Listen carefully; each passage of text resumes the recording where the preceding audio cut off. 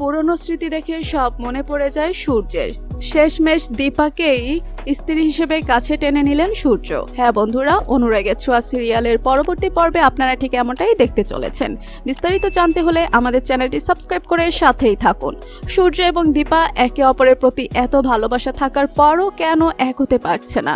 দীপার বিরুদ্ধে একের পর এক ষড়যন্ত্র করেই আসছে রুদি, কুন্তলা এবং উর্মি।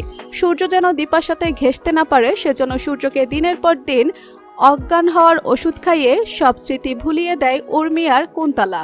কিন্তু আজ সব ষড়যন্ত্র পেছনে ফেলে সূর্য আর দীপা আবারও এক হচ্ছে।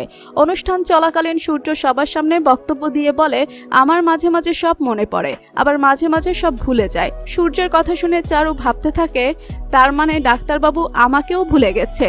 অন্যদিকে রুদি আতঙ্কে ভুগছিল। রুদি মনে মনে ভাবতে থাকে এসব কিছু পিছনে বড় কিছু ঘটতে চলেছে সূর্য এবং দীপার জীবনে।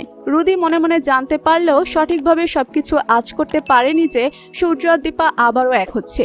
রুদি গিয়ে কুন্তলাকে বলে, মা এই পুজোতে তাহলে দীপাও এসেছে? কুন্তলা বলে, হ্যাঁ আমারও মনে হচ্ছে এখানে দীপা এসেছে, আমাদেরকে খুব সাবধানে থাকতে হবে। অন্যদিকে সূর্য পুল দিয়ে সাজানো সবকিছুর দিকে খেয়াল করতে থাকে। সূর্য ভাবতে থাকে, আরে এটা তো দীপার হাতে সাজানো মনে হচ্ছে, তার মানে দীপও এখানে এসেছে। পেছন থেকে সোনা ভাবতে থাকে, আরে এই ফুল তো আমারও চেনা চেনা লাগছে। তারপর হঠাৎ করে দীপা সূর্য মুখোমুখি হয়ে যায়। সূর্য চিনতে পেরে যায় দীপাকে। সূর্য বলে, আরে এই তো আমার দীপা, যার সাথে আমি আমার পুরোনো দিনগুলো ভালোভাবে কাটিয়েছিলাম। তারপর দীপা বলে, ডাক্তারবাবু আজ তাহলে সত্যি আপনার স্মৃতি ফিরে এসেছে, আমাকে স্ত্রী হিসেবে আজ তাহলে মেনে নিলেন? এরপর দীপাকে জড়িয়ে ধরে ইমোশনাল হয়ে পড়ে সূর্য। অপরদিকে রুদি গিয়ে তার মা কুন্তলাকে সব জানিয়ে দেয় যে সূর্য আর দীপা আবারও এক হয়ে গেছে।